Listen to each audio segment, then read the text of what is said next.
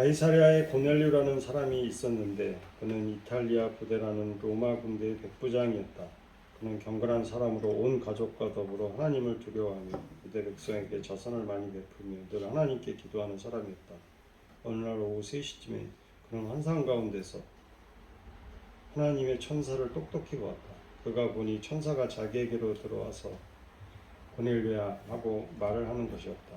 고넬료가 천사를 주시하여 보고 두려워서 물었다. 천사님 무슨 일입니까? 천사가 대답하였다. 내 기도와 자선 행위가 하나님 앞에 상달되어서 하나님께서 기억하고 계신다. 이제 욥바로 사람을 보내어 베드로라고 하는 시몬이라는 사람을 데려오너라. 그는 무두장이인 시몬의 집에 묵고 있는데 그 집은 바닷가에 있다. 그에게 말하던 천사가 떠나실 때 고넬료는 하인 2사람과 자기 부하 가운데서 경건한 병사 하나를 불러서 모든 일을 이야기해주고 그들을 욥바로 보냈다.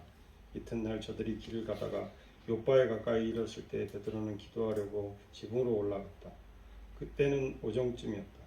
그는 배가 고파서 무엇을 좀 먹었으면 하는 생각이 들었다. 사람들이 음식을 장만하는 동안에 베드로는 황홀경에 빠져 들어갔다.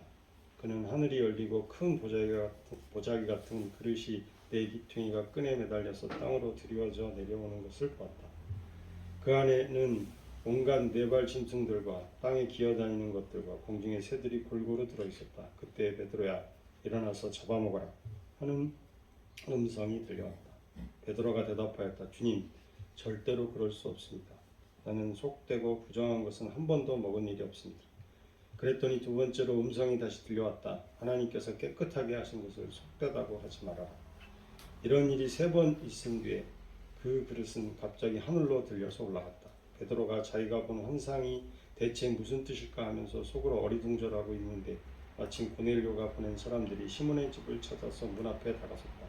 그들은 큰 소리로 베드로라는 시몬이 여기에 묵고 있는지를 묻고 있었다. 베드로가 그 환상을 곰곰이 생각하고 있는데 성령께서 말씀하셨다. 보아라, 3사람이 너를 찾고 있다. 일어나서 내려가거라. 그들은 내가 보낸 사람들이니 의심하지 말고 함께 가거라. 그래서 베드로는 그들에게 내려가서 물었다. 보시오, 내가 당신들이 찾고 있는 사람이요, 무슨 일로 오셨소? 그들은 베드로에게 대답하였다. 고넬료라는 백부장이 보내서 왔습니다. 그는 의로운 사람이요 하나님을 두려워하는 사람입니다. 그는 온 유대 백성에게 존경을 받고 있습니다. 그는 사람을 보내어 당신을 집으로 모셔다가 말씀을 들으라는 지시를 거룩한 천사에게서 받았습니다. 베드로는 그들을 불러들여서 묻게 하였다. 이튿날 베드로는 일어나서 그들과 함께 떠났는데 욥바에 있는 신도 몇 사람과 그와 함께 갔다. 그 다음날 베드로는 가이사랴에 들어갔다. 고넬료는 자기 친척들과 가까운 친구들을 불러놓고 그들을 기다리고 있다가 베드로가 들어오니 마중 나와서 그의 발 앞에 엎드려서 절하였다. 그러자 베드로는 일어나십시오. 나도 역시 사람입니다 하고 말하면서 그를 일으켜 세웠다. 그리고 베드로는 고넬료와 말하면서 집 안으로 들어가서 많은 사람이 모여 있는 것을 보고 그들에게 말하였다. 유대 사람으로 이방 사람과 사귀거나 가까이 하는 일이 불법이라는 것은 여러분도 아십니다. 그런데 하나님께서는 나에게 사람을 속되다거나 부정하다거나 하지 말라고 지시하셨습니다. 그래서 여러분이 나를 부르러 사람들을 보냈을 때 반대하지 않고 왔습니다. 그런데 묻고 싶은 것이 있습니다. 무슨 일로 나를 오라고 하셨습니까? 고넬료가 대답하였다. 나흘 전 이맘때쯤에 내가 집에서 오후 3시에 드리는 기도를 하고 있었습니다. 그런데 갑자기 어떤 사람이 눈부신 옷을 입고 내 앞에 서서 말하기를 고넬료야, 하나님께서 내 기도를 들으시고 내 자선 행위를 기억하고 계신다. 욥바로 사람을 보내어 베드로라고도 하는 시몬을 불러오너라. 그는 바닷가에 있는 무두장이 시몬의 집에 묵고 있다 하였습니다.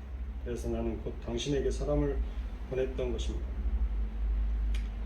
그런데 이렇게 와주시니 고맙습니다. 지금 우리는 주님께 당신에게 지시한 모든 말씀을 들으려고 다같이 하나님 앞에 모여 있습니다. 베드로가 입을 열어 말하였다. 나는 참으로 하나님께서는 사람을 외모로 가리지 아니하시는 분이시고 하나님을 두려워하며 의를 행하는 사람은 그가 어느 민족에 속하여 있든지 다 받아들여 주신다는 것을 깨달았습니다. 하나님께서는 이스라엘 자손에게 말씀을 보내셨는데 곧 예수 그리스도를 통하여 평화를 전하셨습니다. 예수 그리스도는 만민의 주님이십니다. 여러분이 아시는 대로 이 일은 요한의 침례 사역이 끝난 뒤에 갈릴리에서 시작하여서 온 유대 지방에 이루어졌습니다. 하나님께서 나사렛 예수에게 성령과 능력을 부어주셨습니다. 이 예수는 두루 다니시면서 선한 일을 행하시고 마귀에게 억눌린 사람들을 모두 고쳐주셨습니다. 그것은 하나님께서 그와 함께 하셨기 때문입니다. 우리는 예수께서 유대 지방과 예루살렘에서 행하신 모든 일의 증인입니다. 사람들이 그를 나무에 달아 죽였지만 하나님께서 그를 사흘날에 살리시고 나타나 보이게 해 주셨습니다. 그를 모든 사람에게 나타나게 하신 것이 아니라 하나님께서 미리 택하여 주신 증인인 우리에게 나타나게 하셨습니다. 그가 죽은 사람들 가운데서 살아나신 뒤에 우리는 그와 함께 먹기도 하고 마시기도 하였습니다. 이 예수께서 우리에게 명하시기를 하나님께서 자기를 살아있는 사람들과 죽은 사람들의 심판자로 정하신 것을 사람들에게 선포하고 증언하라고 하셨습니다. 이 예수를 두고 모든 예언자가 증언하기를 그를 믿는 사람은 누구든지 그의 이름으로 죄사함을 받는다고 하였습니다. 베드로가 이런 말을 하고 있을 때 그 말을 들은 모든 사람에게 성령이 내리셨다. 할례를 받은 사람들 가운데서 믿게 된 사람으로서 베드로와 함께 온 사람들은 이방 사람들에게 성령을 선물로 부어주신 사실에 놀랐다. 그들은 이방 사람들이 이 방언으로 말하는 것과 하나님을 높이 찬양하는 것을 들었기 때문이다. 그때 베드로가 말했다. 이 사람들도 우리와 마찬가지로 성령을 받았으니 이들에게 물로 침례를 주는 이를 누가 막을 수 있겠습니까? 그런 다음에 그는 그들에게 명해서 예수 그리스도의 이름으로 침례를 받게 하였다. 그들은 베드로에게 며칠 더 머물기를 청하였다. 아멘.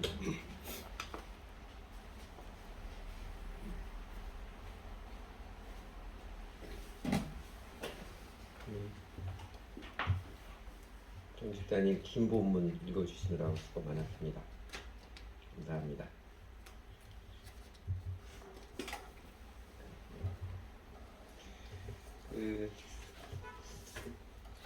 사도행전 10장 고넬료하고 베드로와 만남을 소상히 이야기해 주었습니다. 앞서 9장에서 베드로가 루다에서 에니아를 치료하고 요파에서 도르가를 살려준 이야기는 매우 짧고 간략하게 묘사한 반면 10장 고넬료와 베드로와 만남 이야기를 무려 48절이나 되도록 길게 자세하게 이야기 주었습니다. 이렇게 자세하게 밝혀준 데는 뜻이 있겠지요? 그러니까 베드로와 고넬료 만남은 복음이 증거되는 사도행전, 교회사에서 역사적인 만남, 기념비적인 사건입니다. 왜냐하면 이 만남을 통해서 예수님의 12제자들의 마음 안에 있는 고정관념, 유대인의 인습이죠. 곧 하나님은 유대인 하나님이시고 예수주 메시아도 우선 유대인들의 구세주라는 그 마음의 벽, 그릇된 신앙의 벽을 무너뜨리는 결정적인 사건이 되었기 때문입니다. 유대 남자들이 살면서 세 가지를 감사하며 살았다고 그러죠. 첫째는 여자가 아니라 남자로 태어난 것을 감사했고, 둘째는 또 하나는 종이 아니라 자기가 자유인으로 태어난 감사했고, 그리고 무엇보다도 제일 감사한 것은 이방인이 아니라 유대인으로 태어난 것, 하나님의 선택받은 민족으로 태어난 것을 감사했다고 합니다. 그러니까 예수님의 베드로와 또 다른 11제자들, 12제자들도 3년 반 동안 예수님과 함께하며 보고 배웠고, 그리고 십자가 부활을 경험했어도 그들의 마음에는 아직도 유대인들은 하나님으로부터 특별히 선택받은 민족, 선민사상이라고 하죠. 일종의 특권사상이 강한 집착으로 남아있었습니다. 근데 여러분 12제자들도 그러한데 하물며 다른 유대인들은 그들이 예수님을 메시아로 믿고 받아들였다 할지라도 얼마나 그 집착이 강하게 남아있겠습니까? 현대 유대인들도 아직도 있습니다. 현대 유대인들 중에서도 예수를 믿는 소위 메시아닉 주들도요, 아직도 유대인들은 하나님이 특별히 선택해서 특별히 사랑하신다는 그 특권 사상을 아직도 강하게 남아있습니다. 근데 이처럼 유대인들에게는 아직도 견고하게 남아있는, 이것도 자기중심적인 거죠. 자기중심적인 삐뚤어진 관념, 잘못된 전통, 그릇된 사상의 벽을 뛰어넘게 하시는 이 결정적 사건이 성령님께서 고넬료와 베드로를 이 감동적으로 만나게 하신 사건, 오늘 본문의 이야기입니다. 사도행전 10장에 그래서 고넬료와 베드로의 만남의 이야기 요약하면 이렇게 요약할 수 있을 것 같아요. 고넬료는 하나님을 경외하는 사람, 로마 군대의 백부장인데 고넬료가 이끄는 부대를 이탈리아 부대라고 했던 것은 로마가 지금도 이탈리아의 수도잖아요. 로마가 제국이라 여러 다른 부족들을 통해서 군대를 이끌었는데 이탈리아 부대라고 했던 것은 쟤들은 본토배기들이다. 그러니까 로마 군대 중에 제일 정예 부대다. 막 그런 뜻이지 않을까 싶습니다. 근데 고넬료는 이방인이지요. 이방인이지만 유대의 하나님을 믿은 사람. 어떻게 해서 그 히브리의 하나님을 알게 되었는지는 밝혀지지 않았지만 그 히브리 하나님 믿은 사람이고 그래서 유대인들에게 우호적이고 자선을 많이 베풀었고 그리고 하나님께 늘 기도하는 사람을 소개합니다. 이 고넬료 모습은 껍데기 유대인들과는 분명한 대조를 보이는 사람이죠. 자기네들이 하나님의 선택받은 민족이라고 자부하지만 하나님을 경외하는 마음은 1도 없는 이 껍데기 유대인들과는 판이하게 대조를 보이는 사람입니다. 그 다음에 이제 3절에 6절에는 천사가 그 기도하는 고넬료에게 찾아와서 메시지를 전하는 장면이지요. 그 핵심은 요바에 있는 베드로를 모셔와라. 사람을 보내서 베드로 모셔와라 그럽니다. 예, 구체적으로 가르쳐주는 천사죠. 그 중에 이제 4절 그런 말씀 있죠. 내 기도와 자선의 행위가 하나님 앞에 상달되어서 하나님께서 기억하신다. 믿음의 행위들이죠. 기도하고 다른 사람을 사랑으로 돕는 행위들을 하나님께서 기억하신다. 저희도 기억할 필요가 있습니다. 그리고 그렇게 천사의 고지를 받을 때 고넬료는 즉각적으로 순종을 하죠. 바로 하인 2명하고 경건한 군사 1명에게 소상하게 읽히고 가서 요바에 가서 베드로라는 분을 모시고 오너라 그렇게 보냅니다. 그러는 가운데 그 다음에 이제 9절에서 16절에서는 베드로가 정오에 기도하러 갔다가 그다음에 환상을 보게 되지요. 환상을 황홀경에 거의 비몽사몽간에 환상을 보게 됩니다. 아마 베드로가 기도하다가 시장에서 배고파서 뭐 좀 먹었으면 그렇게 생각하다가 황홀경에 빠진 것 같아요.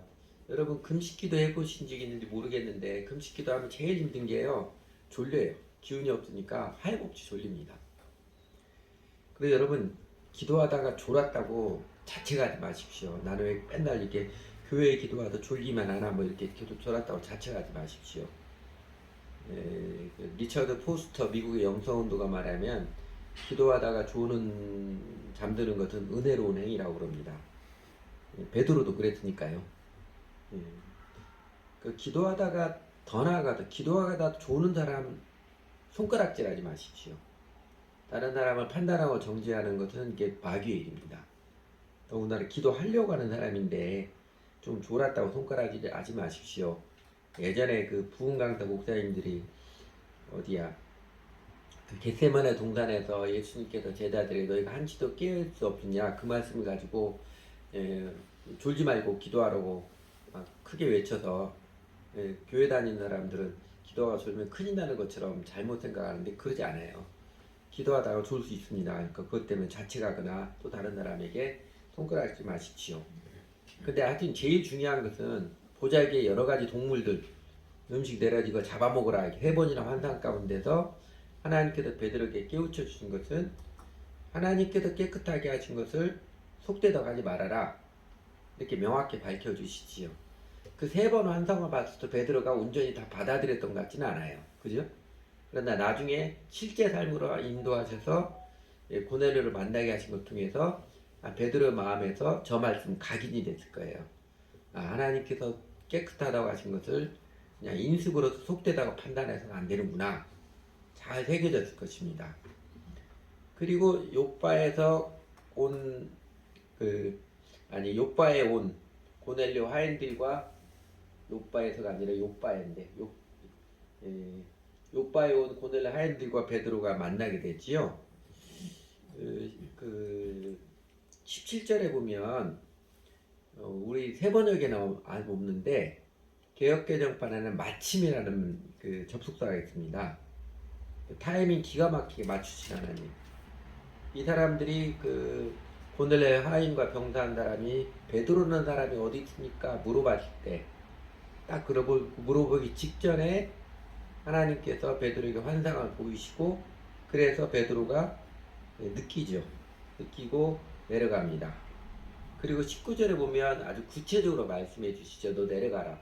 지금 세 사람이 너 찾아왔으니까 그 사람들 만나라. 구체적으로 성령님께서 말씀해 주십니다. 여러분도 그런 경험이 있으세요? 성령님께서 구체적으로 딱 말씀해 주시는. 이게 사실은 어쩌다 한 번 있는 게 아니고요. 예수님, 주님과 동행하다 보면 종종 예수님께서 가르쳐 주십니다. 제가 지난주에도 한번 이렇게 뭡니까? 누구랑 교제하는데 작정을 하고 나갔고 내가 이 말은 좀 하리라 하고 작정을 나갔는데 막 이야기를 하려고 했는데 마음속에서 제가 이제 받아들이게 성령님 깨우치면서 그거 하지 마라 딱 한마디 또 하시더라고요. 그래서 안 했어요. 근데 종종 이렇게 하나님께서 짤막짤막하게 성령님께서 콕콕 집어서 말씀해 줄 때 있습니다. 지나고 나서 돌아와서 생각해 보니까 저녁 때 돌아와서 생각해 보니까 그 말 안 하기를 정말 잘했더라고요. 성령님께서 가르쳐 주시는 그런 손길들. 그러면 주님을 따라가는 게 훨씬 더 신이 나지요. 그리고 베드로도 그 사람들이 왔으니까 요바에서 가이사라까지 꽤 거리가 있으니까 하룻밤 재우고 그 다음날 바로 가이사라로 출발을 하죠. 가이사라에서 베드로와 고넬료가 이제 만남을 가게 되죠. 근데 베드로가 혼자 간 게 아니라 요바 교회에 있는 몇몇 신도들 제자들과 함께 갔습니다. 만나서 당연히 이제 교제하고 대화를 하지요.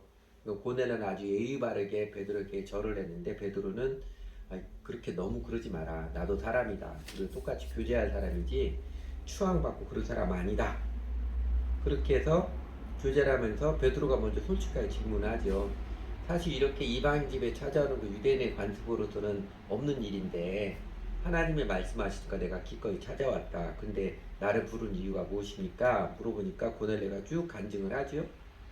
솔직한 마음으로 질문하고 간증을 합니다. 그리고 중요한 게 이제 34절에서 43절까지 베드로가 복음을 쭉 전하는 장면이죠. 자신의 삶의 간증과 더불어 복음을 전하는 장면인데 그 부분을 우리가 조금 더 주목해 볼 필요가 있습니다. 34절에서 43절까지가 베드로가 고넬료에게 쭉 복음을 전하는 장면인데 특별히 저 파란색으로 제가 글씨 쓰는 거 부분만 보면요. 그게 핵심이죠. 예수 그리스도는 만민의 주님이시다. 39절 사람들이 그를 나무에 달아 죽였지만 하나님께서 그를 사흘날에 살리시고 나타내 보이셨습니다. 십자가와 부활을 증거하고 그 다음에 42절 43절에서 이 예수께서 우리에게 명하시기를 하나님께서 자기를 살아있는 사람들과 죽은 사람들의 심판자로 정하신 것을 사람들에게 선포하라고 증언하라고 하셨습니다. 그를 믿는 사람은 누구든지 그의 이름으로 주의 사함을 받는다고 하였습니다. 그 요약하면 이거죠. 복음이 이거죠. 십자가와 부활의 예수가 바로 산자와 죽은 자를 심판하신 분, 곧 메시아, 만민의 주님이시다. 이 복음을 명확히 증거했죠. 제가 여러분들에게 계속 강조하는 그 복음의 핵심은 예수가 그리스도이십니다. 그래서 예수를 믿는 것은 예수님을 나의 주님으로 관계를 맺고 주님을 따르며 사는 삶입니다. 베드로도 똑같이 전했습니다. 저도 성경에서 배워서 그렇게 똑같이 전하며 살고 싶은 것입니다. 그렇게 복음을 전하는데 그 다음에 44절에서 48절에 보면 갑자기 성령님께서 고넬료와 그와 함께했던 가족들 그의 식구들에게 성령님이 강림하시지요. 성령님이 강림하였던 증거가 그들이 찬양을 하고 방언을 하게 되는 이 방언이 사도행전 2장처럼 외국어를 말한 것인지 아니면 오늘날 사람들이 방언 기도하는 것처럼 뭔 말인지 알지 못하는 비지성적인 언어를 말한 건지는 그건 명확하지 않습니다. 그건 명확하지 않은데 우리 세번역 성경에는 각주를 달아서 오늘날의 방언처럼 비지성적인 언어라고 각주를 달았는데 사실 그렇게 단정할 만한 근거는 없어요. 외국어를 말했는데 그거는 명확하지 않습니다. 어쨌든요. 이 고넬료와 그의 사람들은 이미 마음이 다 준비된 사람들입니다. 그러니까 구약에 계시던 하나님을 이미 믿고 있는 사람들이고, 그래서 그들이 복음을 들었을 때 그 마음이 너무너무 기뻤을 거예요. 그래서 이들이 따로 회개하고 뭐 결심을 표현하고 그러지 않았어도요. 침례를 아직 받지 않았어도 이미 마음이 다 준비된 사람들이라 성령님께서 그들에게 강림하시고 성령님이 들어오시는 확실하게 그들 자신에게도 베드로와 그리고 베드로와 함께 갔던 요빠의 유대인 그리스도인들에게도 확실하게 보여줬습니다. 그러니 그들이 그렇게 성령을 받고 기꺼이 침례를 받았지요. 예수가 이제는 만민의 주님, 나의 주님이십니다. 고백하고 기꺼이 침례를 받았습니다. 이제 이런 스토리인데, 여러분 이렇게 베드로와 고넬료 만나게 하시는 성령님의 일하심이 참 감동적이고 섬세하고 아름답지 않아요? 고넬료에게 천사를 보내셔서 천사가 자세하게 대화하며 구체적으로 말씀해 주시고, 또 베드로에게는 환상을 반복해서 보여주셔서 베드로 마음을 준비시켜 주시고, 또 기가 막히게 타이밍 맞추어서 고넬료 사람들과 베드로를 만나게 하시고, 또 정확한 때에 구체적으로 말씀해 주시는, 얼마나 섬세하고 감동적이고 아름답습니까? 여러분, 오늘날에도 성령 하나님께서는 이렇게 일하십니다. 자상히 대화해 주시고 정확한 타이밍에 일러 주시고 구체적으로 가르쳐 주시고, 오늘날 성령 하나님께서 이렇게 일하십니다. 그리고 하나님이 일하시면 이렇게 감동적입니다. 이런 감동은 사람이 만들어낼 수 없는 것이지요. 그 사람은 그 감동받기를 사모하는 마음이 참 많아서, 그죠? 인간의 영혼을 사모하는 마음 중에 하나라고 생각합니다. 감동받고 싶은 마음. 그래서 흉내내서 드라마를 제작하고 영화를 만들고, 또 드라마나 영화를 보면서 감동을 받고 그러잖아요. 그런데 실제 삶에서, 우리들의 실제 삶에서 이런 아름다운 역사, 감동은요, 우리가 꾸며서 만들어낼 수 없는 것이고, 성령님을 따르며 살아갈 때, 예수님을 따르며 살아갈 때 성령님께서 행하시는 그 아름다운 손길입니다. 그래서 사도행전은 성령행전이라고 그러죠. 성령님께서 이끌어 가시는, 선교의 역사는 성령님이 주체가 되어서 이끌어 가심을 저희가 다시 확인하는 것입니다. 그리고 여러분, 이 성령님께서 이렇게 일하셔서 이 아름다운 만남을 이끌어 주셨을 때, 고넬료와 그 가족, 그와 함께했던 모든 사람들이 베드로가 찾아오고 복음을 듣고 성령을 받고 침례를 받을 때 얼마나 기뻤겠어요. 정말 기쁘지 않았겠어요? 또 베드로 함께 가이사랴에 따라갔던 요빠 교회의 그 제자들, 성도들은 그들은 또 얼마나 기쁘고 신났겠어요. 그래, 하나님의 축복을 받은 사람들이고, 더 나아가서 자신들이 하나님의 뜻이 이루어지는 도구, 통로가 되었으니 그 감격이 얼마나 깊고 컸겠으며 그 마음 얼마나 뿌듯했겠어요.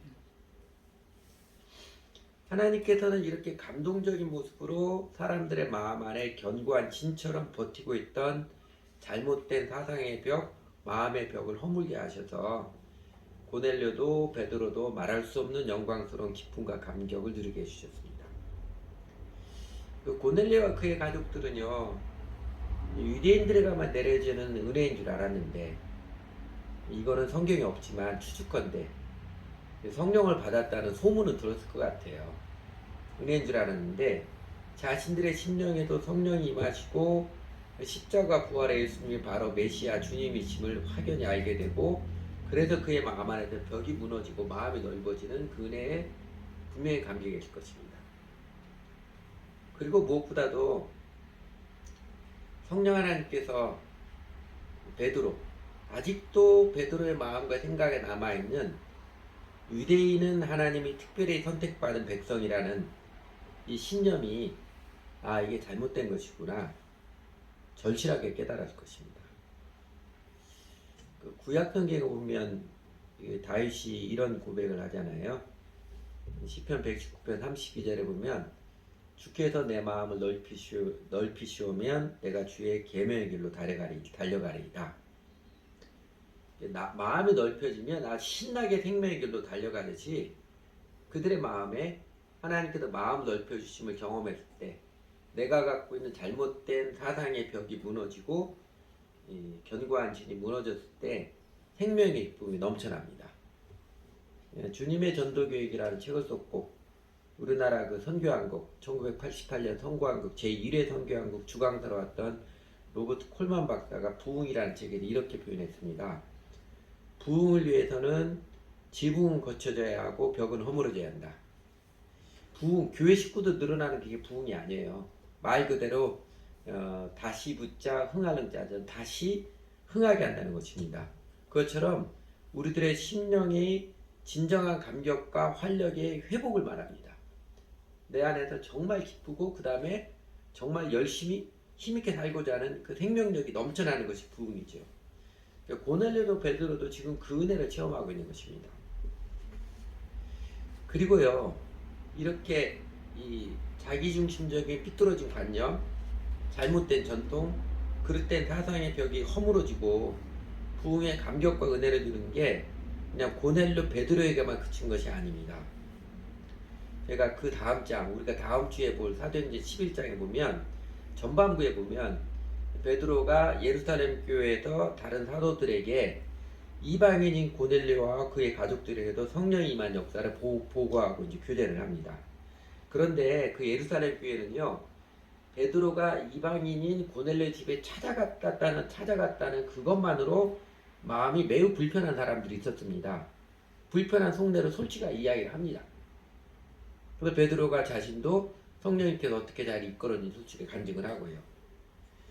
그렇게 베드로가 성령께서 확실하게 이끄셔서 행하신 이름을 간증했을 때 그들도 부인할 수 없었고 아마 그들은 대표적으로 베드로를 제외한 11사도 가룟 유다 대신에 함께해서 마띠아 이 사람이지 않을까 싶어요. 이 사람도 주겠죠. 그들도 부인할 수 없었고 예루살렘 교회 다른 유대인 사도들의 마음에도 그들에게 있었던 그릇된 인습의 벽, 잘못된 신앙의 벽, 비뚤어진 사상의 벽이 허물어지는 은혜를 받았습니다. 그리고 다음에 보는 사도행전 11장 하반부에서는요, 하반부부터는 바나바와 바울을 통해서 안디옥 교회에서 이방인들에게 복음이 전해지고 그리고 본격적으로 성령이 바울과 바나바를 이끌어서 이방인들에게 복음이 전해지는 그 역사가 펼쳐져감을 증거해 줍니다. 이렇게 성령께서 이끄신 베드로와 고넬료 만나면요, 베드로 마음 안에 있는 벽을 허물었고 그 다음에 예루살렘 교회 유대인들 다른 사도들의 마음의 벽을 무너뜨렸고 그리고 복음이 땅끝까지 증거케 하는 결정적 사건인 것입니다. 여러분, 오늘 우리 사회에도 대한민국 기독교 안에도 하나님 말씀에 근거하지 않은, 어떤 경우는 하나님의 말씀과 정반대인 잘못된 관념, 인본적이고 세속적인 그릇된 가치관의 벽이 많이 있어 보입니다. 여러분들이 그 하나님과 대면한 성경국 교제를 통해서 누리는 유익 중에 하나가 이런 거였네, 오류를 바로 잘 맞추는, 바로잡아 주는데 아주 탁월한 교제입니다. 그 몇 가지 예를 굳이 든다면 성령 충만에 대한 거, 그 다음에 제가 여러분들이 교회에 이렇게 축도 안 하죠. 이것도 우리 성경국 교제 나왔는데 이거 카톨릭 전통입니다. 카톨릭에도 강복하는 전통인데 개신교 신앙에서 이거 해서는 안 되는 것입니다. 근데 멋있으니까 또 그리고 목사님으로부터 이렇게 축복기도 받으면 뭔가 은혜가 될 것 같으니까 안 하면 서운해합니다. 사람들이 서운해합니다. 그러나 하나님 말씀에 정직하게 의한다면 개신교도 이거 안 해야 맞습니다. 이거 폼 잡고 하지 않아도, 또 굳이 고린도전서에 있는 그 말씀 문구를 인용해서 하지 않아도 얼마든지 사랑하는 마음으로 하나님을 복내려 주시기를 기도할 수 있는 거잖아요. 근데 그런 것입니다. 유대인들이 하나님이 자기 민족만의 하나님, 자기 민족의 우선인 하나님으로 믿는 잘못된 생각이 굳어있듯이 오늘날 대한민국 기독교에서도 교인들에게 하나님의 은혜에 이르지 못하게 하는 잘못된 관념의 벽, 아마 제가 보기에는 대표적으로는 믿음에 대한 오해일 것입니다. 그냥 교회 다니면 예수 믿는 거겠지 이렇게 생각하는, 그러니까 구원에 이르게 하는 믿음을 모호하게 놔두거나 또는 그 믿음을 일회적 이벤트처럼 여기거나 혹은 통과 의례처럼 매우 가벼운 것으로 여기는 잘못된 인습 전통일 것입니다. 믿음을 모호하게 놔두었다는 것은 예수님을 나의 주님으로 관계를 맺고 따르는 믿음을 명확히 가르치지 않고 또 명확히 알려고 하지도 않고 그런 풍조를 말합니다. 그래도 그냥 교회 쭉 다니다면 나도 어느 순간에 믿는 사람이 되었겠지 그렇게 잘못 생각하는 풍습이 꽤 많아요. 그러나 여러분 제가 여러 번 반복하는 것처럼 믿음은 내 인격적인 응답입니다. 하나님의 은혜에 대해서 제가 이제는 예수님 나의 주님으로 관계를 맺고 주님을 따르며 살겠습니다. 명확히 인격적인 마음의 응답을 드리는 것입니다. 그래서 침례를 받는 거고요. 또 믿음을 이례적 이벤트처럼 여겼다는 것은 그 특정의 순간에 뭐 수련회 갔거나 예배 중에 특별히 삐를 받아가지고 한번 영접기도 했거나 결단의 표시를 했거나 하면 다 된 것처럼 쳐주는 그런 문화를 말합니다. 믿음을 매우 가벼운 것으로 여겼다는 것은 진정한 회심이 없이 이게 뭔지도 알지도 못한 채 뭐 침례든 세례든 교회에서 하라고 하니까 의식을 통과하면 되는 것처럼 간주하는 그릇된 전통을 말합니다. 그런데요, 이 잘못된 관념, 그릇된 인식이 우리 사람들로 하여금 하나님의 은혜를 입어서 감격하게 하고 심령의 부흥을 가져오는 것을 가로막는 대표적인 장벽들입니다. 하나님은 우리 모든 사람에게 은혜를 내려주시기 원하고 생명, 영생을 내려주시기 원합니다. 그러나 우리 안에 그 벽이 있으니까 은혜가 자꾸 막혀요. 안타까운 현실이지요. 그러나 교회 안에서조차도 그 생명력을 가로막는 세속적인 문화, 잘못된 인습 전통이 아무리 만연해 있을지라도 성령 하나님께서는 오늘날에도 이 벽을 뛰어넘게 하시는 일들을 요란하지 않아도 힘있게 전개하고 계십니다. 아니 어쩌면 그러니까 교회를 다니는 사람들 마음 가운데 여전히 그 그릇된 인식이 존재하고 있기 때문에 많기 때문에 성령님께서는 더 힘있게 일하고자 하시며 그리고 그 파트너가 되는 사람 교회를 찾고 계실 것입니다. 사도행전이 보여준 것처럼 유대인과 이방인 그 차별의 장벽이 높은 초대교회 시대에도 성령 하나님께서는 바울에게도 그다음 베드로에게도 고넬료에게도 이방인이나 유대인이나 차별이 없이 누구든지 예수를 주님으로 믿고 따르는 자마다 하나님의 생명 그 은혜의 강물이 심령에 감동적으로 흘러 넘치도록 일하셨습니다. 그런 것처럼 오늘날에도 성령님께서는 아름답게 멋지게 고넬료 같은 사람들, 베드로 같은 사람들을 통해서 일하고 계십니다. 그 성령님의 역사를 사람이 만들어낼 수는 없습니다. 그러나 성령님께서는요, 사람을 통하지 않고 일하시지 않습니다. 언제나 교회 사람을 통해서 일하십니다. 성령 하나님께서는 그 놀랍고 아름다운 역사를 베드로와 고넬료처럼 심령이 준비된 사람들을 통해서 이루어 가십니다. 그래서 오늘 설교에서 우리가 정작 주목하고 싶은 것은 이것입니다. 성령 하나님께서 벽을 뛰어넘게 하셔서 마침내 하나님의 은혜를 체험하게 하는 사람, 이 복음이 증거되고 하나님 나라가 실현되어가는 그 영원한 영광에 참여하는 사람, 그래서 영원토록 의미 있는 인생이 되는 축복을 누리는 사람은 어떤 사람이겠는가? 이게 중요한 것이지요. 베드로와 고넬료 두 사람에게도 동일하게 나타나는 마음과 삶의 특징이 그 해답을, 그 길을 우리에게 깨우쳐 주지요. 그러니까 어제나 오늘이나 하나님의 뜻의 도구, 통로가 되어서 말할 수 없는 영광스러운 즐거움들을 누리며 그렇게 살아가고 또 영원토록 의미 있는 인생이 되는 진정한 복을 누리는 사람, 이런 사람입니다. 첫째는 기도가 생활인 사람입니다. 기도의 삶을 사는 사람입니다. 이 사람이 하나님을 경외하는 사람이냐 그렇지 않은 사람이냐, 예수님을 주님으로 정말로 믿고 살아가는 사람이냐 그렇지 않은 사람이냐, 그 특징을 짓는 제일 특징적인 모습이 그러니까 살면서 기도하며 사느냐 기도 안 하고 그냥 생각만 하고 사느냐, 이 차이입니다. 예수님을 진정으로 주님으로 관계를 맺고 사는 사람은요, 기도하며 삽니다. 기도하며 살아요. 거꾸로 교회를 다니지만 일상생활에서 기도 없이 그냥 자기 생각만 하고, 물론 가끔 예수님 생각도 하지요. 이런 설교 들으면 기도해야 되는데 그런 마음이 드는데 단정하게 기도하는 시간이 없는, 그냥 운전하거나 지하철 타다 한 번씩 뭐 기도인지 아닌지 모르게 한두 마디 하고 마는 그런 마음은 아직 진정한 마음으로 예수님을 주님으로 관계를 맺은 사람이 아닙니다. 예수님을 진정으로 주님으로 회개하고 주님 관계를 맺는 사람은요,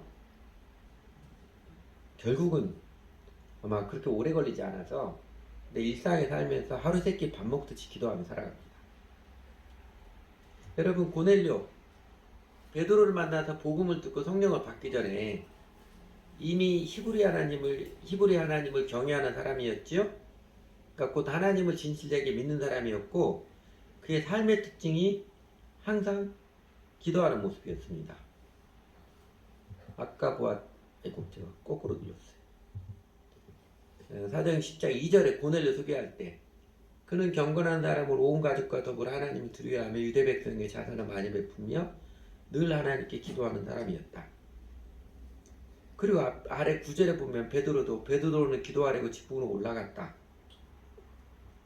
기도하러 장소를 찾아서 가는, 특정의 장소를 찾아가서 기도하러 가는 그 모습이죠. 그가 기도하는 사람은 두말할 나위도 없습니다. 그리고 고넬료에게도 베드로에게도요, 기도하는 때에 하나님께서 천사를 보내서 말씀하시고 환상을 보게 할 때 깨우쳐 주십니다. 그럼 나도 하나님 말씀 좀 들어봐야지, 환상 좀 봐야지, 이런 마음으로 기도하고자 하는 사람은 아무것도 들리지 않고 보이지 않을 것입니다. 금방 포기할 거예요. 그러나 우리가 하루 세끼 밥 먹듯이 일상의 삶을 아침 저녁으로 기도하며 살아가는 사람은요, 그렇게 기도하며 살아가는 동안 때때로 하나님께서 말씀해 주시고 보여주시는 것들이 있습니다. 물론 그랬다고 호들갑 떨지도 않고요. 기도는 행사가 아니라 삶입니다. 하루 세끼 밥 먹듯이 그리스도인은 기도하며 살아갑니다. 여러분은 기도하며 사시나요? 날마다 단정히 기도하며 살아가는 제자들에게는 고넬료 베드로에게처럼 성령 하나님께서 행해 주시는 그 비밀이 있습니다.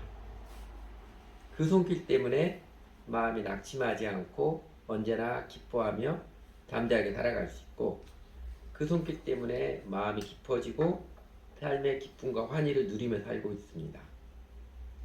그러므로 여러분, 예수님을 주님으로 온전히 믿고 사시기 바랍니다. 둘째는 첫째는 기도가 생활하는 사람이고, 둘째는요, 하나님께 늘 열린 마음을 지닌 사람입니다. 구약성경 에스겔 36장 26절에 보면 예수를 믿는 자에게 성령이 내려 임하실 것을 예언해 주는 말씀, 아주 유명한 말씀이죠. 26절에 그런 말씀이죠. 너희에게 새로운 마음을 주고 너희 속에 새로운 영을 넣어주며 너희 몸에서 돌같이 굳은 마음을 없애고 살갗처럼 부드러운 마음을 주며, 그러니까 강팍한 마음을 제하시고 부드러운 마음을 주신다고 개역 한글판에 그렇게 표현되어 있죠. 이 말씀처럼 예수를 믿어서 성령을 받은 사람의 특징이요, 돌처럼 굳은 마음, 강팍한 마음이 제거되고 부드러운 마음이 되는 것입니다. 그러니까 고넬료나 베드로나 자신들의 고정관념에 갇혀있지 않고 천사의 고지에 대하여서, 환상이 반복되는 일에 대하여서 뭐 대번의 마음이 확 열리고 그렇게 호들갑 떨지 않았지만 열린 마음으로 대하는 것, 하나님을 믿는 사람들, 하나님을 경외하는 사람 자연스러운 태도입니다. 이 사람들이 베드로나 고넬료가 특정의 일에만 특별하게 행한 것 아니고요. 이것을 기억하면은요, 성령 충만을 강조하는 어떤 사람들이 말이 안 통하는 사람, 논리적인 대화가 안 되는 사람으로 인식되는 것은 매우 안타까운 일입니다. 우리 사회에서 개신교인, 교회 다닌 사람은 꽉 막힌 사람, 목사는 독선적인 사람의 대명사처럼 인식되는 것은 매우 안타깝고 매우 유감스러운 일입니다. 아마 교회 다니는 사람들 중에 정직한 신자들보다는 자기 종교 우월의식에 빠진 기독교 종교인, 무늬만 기독교인이 더 많다는 반증일 것입니다. 그래서 정직한 복음을 제대로 전하고 가르쳐야 하는 필요를 절실하게 느끼게 합니다. 예수가 그리스도이십니다. 예수 믿는 것은 예수님의 멍에를 메고 예수님을 따르는 삶입니다. 이 놀라운 복음을 정말 소중히 여기며 정직히 전하고 가르쳐 주는 것, 우리 교회의 과제이자 제가 보기에는 시대의 사명이라 여깁니다.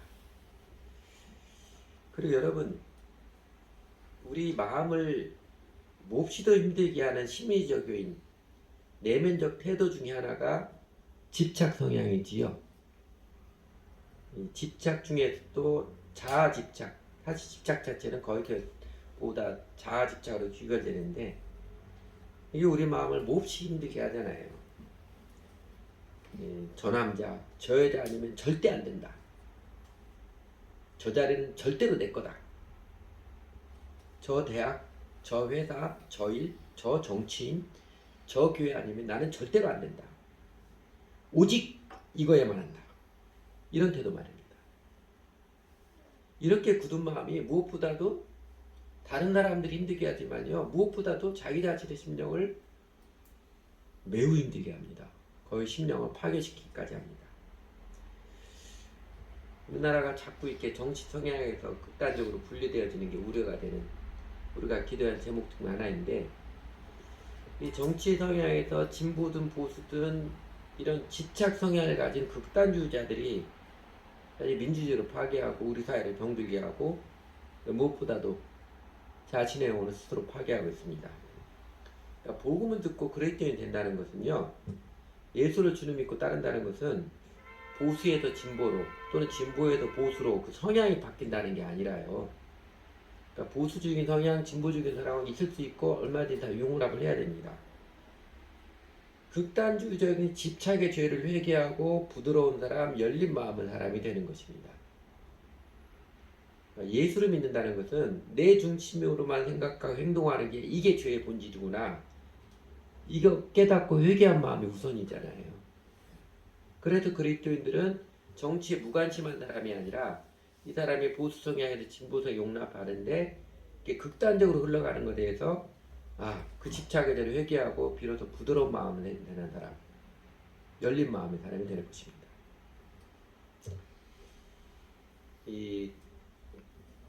여러 번 이야기했던 것 같은데 다시 반복하면, 군대 룰이 엄격한 군대 가면 못 견디는 사람이 자유인이 아니지요. 나는 자유인이라 이렇게 룰, 규칙 이런 거 정말 싫다. 교회도 있때 뭐 특정의 룰 있고 합니다. 그거 정말 싫다. 이런 사람 사실 자유인이 아니에요. 종입니다. 그러니까 자유인은 뭐든 자기 마음대로 행해야만 마음이 평안해지는 그런 사람이 자유인이 아닙니다. 사실은 자아의 종이에요. 특정의 환경, 특정의 적이 아니면 자기 마음이 몹시도 견디지 못하고 불편한 종이죠. 오히려 이게 옳은 일이고 바른 율법이고 유익한 지침이라면 내가 얼마든지 수용하고 배우고 익히며 즐기는 마음, 이게 자유의 심령이지요. 그게 옳은 줄 아는데, 말은 옳은 줄 아는데, 그게 유익하다는 걸 아는데 나 그거 죽어도 못해. 난 싫어. 이거 마음의 종입니다. 그리고 예수님께서는 우리에게 이 종의 멍에에서 자유케 하시려고, 자아의 종의 멍에서 자유케 하시려고 우리에게 찾아오셨습니다. 여러분은 열린 마음의 사람입니까? 아니면 아직도 내 취향, 성향을 고집하는 닫힌 마음의 사람인 것 같습니까? 확실한 것은 이것입니다. 닫힌 마음으로 사는 동안, 마음에 벽이 있는 동안에는요, 심령에서 괴로움, 관계에서 다른 사람 관계에서 어려움, 삶에서 힘듦 없어지지 않습니다. 그러나 열린 마음으로 살아가는 사람에게는 자유케 하시는 그 기쁨을 점점점 크게 누려가게 되고, 오늘 본문의 베드로 고넬료에게처럼 하나님께서 함께 하시며 하나님께서 기가 막히게 인도해 주시는 그 감격이 있습니다. 베드로나 고넬료처럼 어제나 오늘이나 하나님의 뜻의 도구, 그 통로가 되어서 말할 수 없는 영광스러운 즐거움을 누리며 영원토록 의미 있는 인생이 되는, 뿌듯한 인생이 되는 복을 누리는 사람. 셋째는요, 행동하는 신앙이 순종의 사람입니다. 어거지로 순종하는 게 아니라요, 내가 이게 하나님의 말씀이다, 옳다 여기면 행동으로 옮길 수 있는 사람 말입니다. 오늘 본문에도 그러죠. 사도행전 7절에서 아까 했던 고넬료, 이거 개역개정판입니다. 마침 말하던 천사가 떠나매 고넬료가 집안 하인들과 부하까지 경건한 하나를 불러. 이 말하던, 의미적으로 보면 말하던 천사가 떠나니까 즉각적으로 고넬료가 자기 하인들과 부하 하나까지 경건한 사람을 불렀다고 그러죠. 즉각적으로 행동했습니다. 베드로도 그러지요. 그 고넬료 사람들이 그 세 사람 찾아와서 이야기를 들었을 때 그날 저녁에도 못 가니까 그들 불러들여서 하룻밤 묵게 하고 이튿날 바로 일어나서 그들과 함께 떠났습니다. 그러니까 고넬료도 베드로도 하나님의 뜻이라고 하나님의 인도하시 확인이 되었을 때 그들은 꾸물거리지 않고 즉시로 행동했어요. 여러분, 사람 마음의 진심은 결국 행동으로 나타나게 되어 있지요.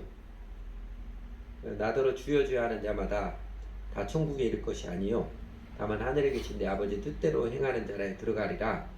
마태복음 7장 20절 유명한 말씀이 가르쳐주는 것도요. 결국 마음의 진정은 입술의 변명이 아니라 순종 행동으로 나타나게 되어 있다, 그 뜻입니다. 의지적인 노력에서 행위로 더 땜질하라, 이게 아니에요. 행동으로 네 체면 유지하라 그런 가르침이 아니고요. 네 신앙이 정직한 것인지 올바른 것인지 확인하고 바로 믿으라는 것입니다. 그 야고보서에서 소중한 가르침, 전체적인 가르침 그거잖아요. 이렇게 이제 근데 야고보서 2장에 보면 반복해서 가르쳐 주님이 믿음이 그의 행함과 함께라고 행함으로 믿음이 온전하게 되었느니라.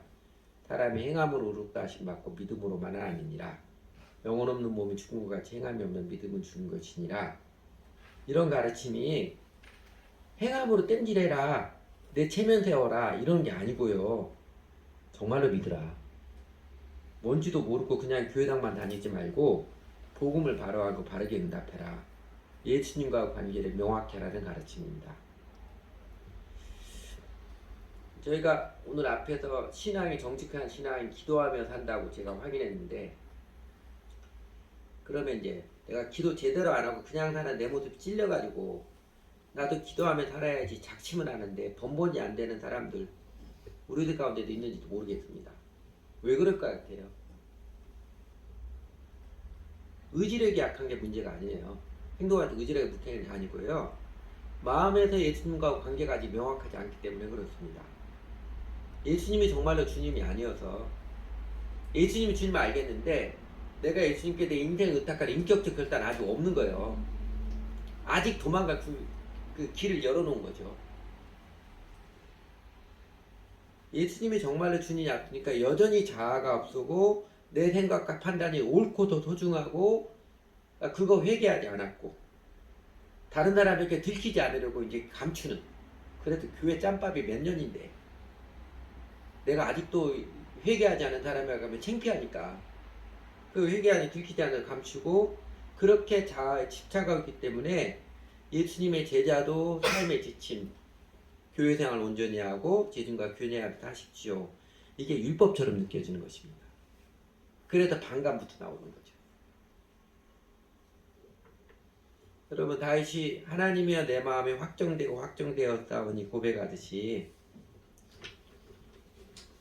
하나님이여 내 마음에 확정되고 확정되었으니 고백하듯이 예수님을 나의 주님으로 관계를 맺는 마음을 확정하면요, 비로소 성령님께서 내 심령에 임하셔서 내 마음에서 돌같이 강팍한 마음, 언제나 내 자아의 관점으로 판단하고 내 자아 관점으로 저항하는 그 마음을 없애주시고, 정말 좋은 것은 저항하고 나쁜 것은 받아들이는 이 못된 자아의 강팍한 마음을 없애주시고 열린 마음, 하나님께서 열린 마음, 부드러운 마음 되게 하셔서, 그래서 예수님의 가르침 제자도가 이게 정말 신나는 거구나, 정말 유익한 것이구나 알고 그래서 기꺼이 기쁘게 행동으로 따릅니다. 그래서 성령 하나님께서 멋지고 아름답게 인도해 주시는 이제 감동을 누리게 되고, 복음이 전파되고 하나님 나라가 이 땅에 임하는 영광스러운 하나님의 일에 내 인생도 참여하는 그 즐거움, 감격을 누리게 되고, 오늘 본문의 고넬료와 베드로 또 그 가족과 교회 모든 사람들 크게 기뻐하며 환하게 웃으며 유쾌한 인생을 살았듯이 우리도 그 생명의 환희를 누리며 사는 것입니다. 그래서 우리는 기독교 종교인의 껍데기를 미워하고 예수님을 주님으로 제대로 믿고 따르고자 하는 것입니다.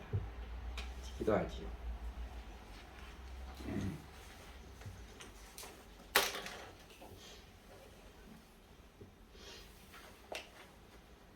하나님 아버지, 성령님께서 베드로와 고넬료와 함께 하시며 아름답고 섬세한 은혜의 손길로 인도하셔서 그들로 감격해 하시고 그들을 통하여서 하나님 나라가 이 땅에 이루어지는 놀라운 역사를 이끌어 가시는 주 하나님을 찬양합니다.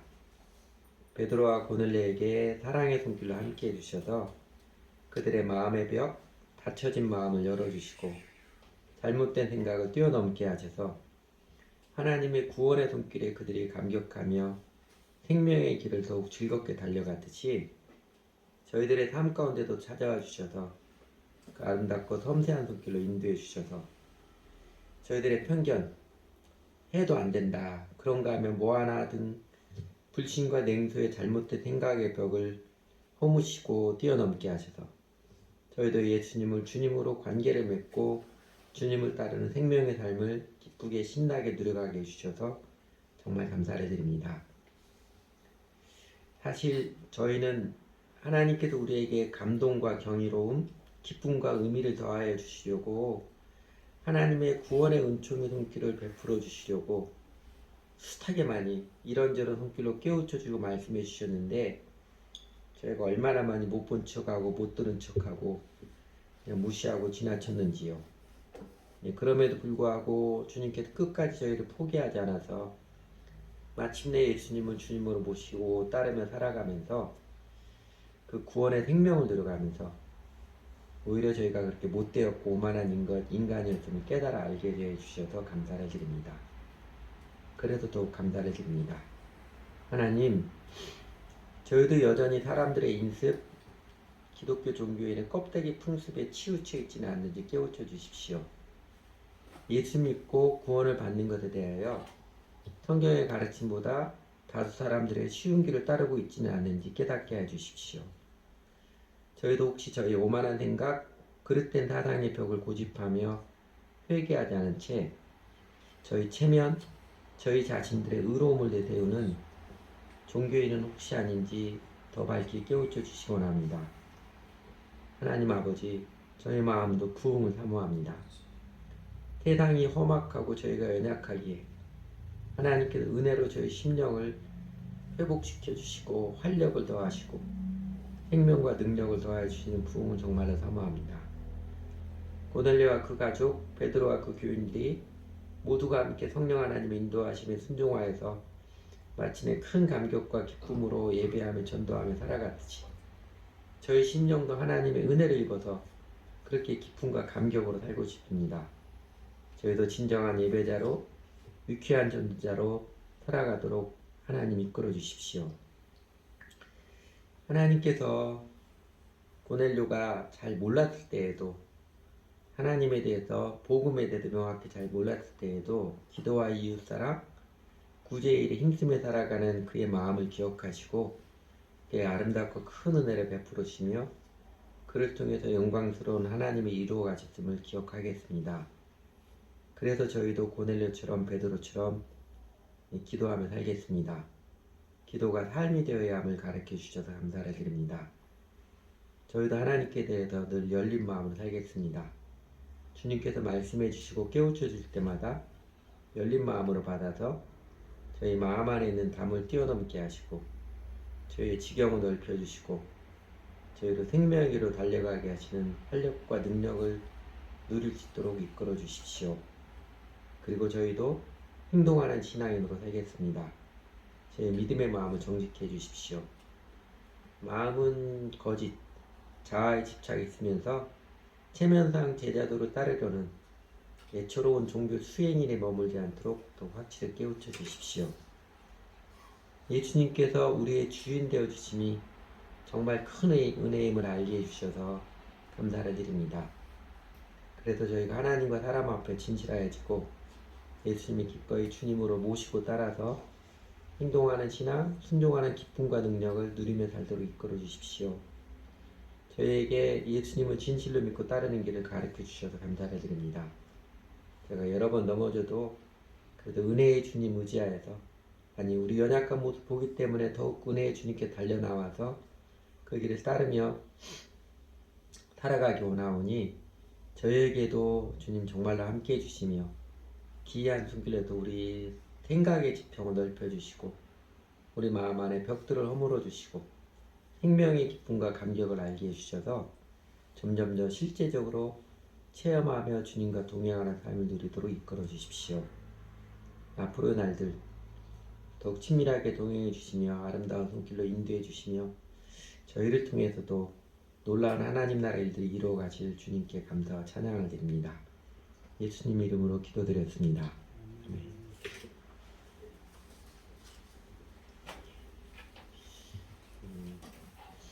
오늘 봉헌 찬송 고전 찬송이죠. 찬송가 고전입니다. 200년도 넘은 찬송입니다. 물론 많은 찬송가들이 200년뿐만 아니라 1000년 넘은 찬송가도 있긴 있지만요. 예수님을 주님 믿고 따른 자들의 마음의 소원이지요.